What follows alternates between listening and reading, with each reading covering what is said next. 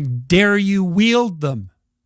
And the answer is, maybe it's easy just to leave the sword on the ground because you do want to be responsible for atrocities going forward, and don't think you couldn't be, and don't think you might not enjoy it. And so the way you pay for your privilege is with your virtue. I mean that most particularly. You have these opportunities and this existential guilt. And the way you expiate that and atone is by doing your best to live the best possible life you can manage, to speak the truth, to treat people with respect, to abide by the principles of the dignity of the individual, and to put your house in order. And that's how you pay for your unearned privilege.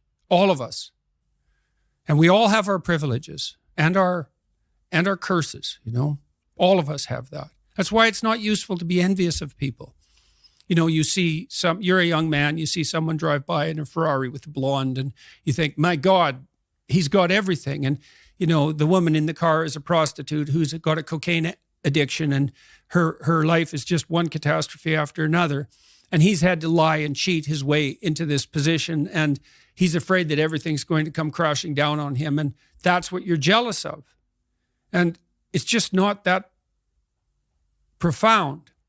You don't want someone else's fate. Man, your fate's enough, and your adventure's enough. It's plenty. It's more than you can ever fully realize.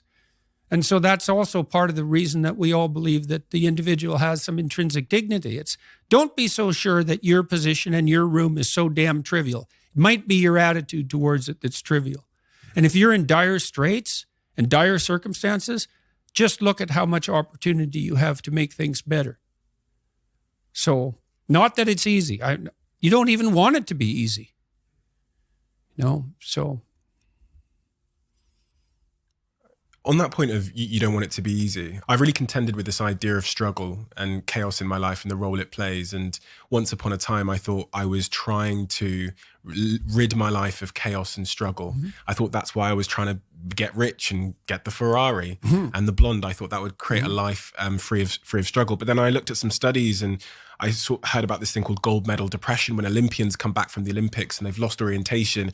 And then the day when someone offered to buy my company for a nine-figure number, and it filled me with this emptiness and this dread. And I tried to understand the role that struggle would have to play for me to be a fulfilled human being for the rest of my life.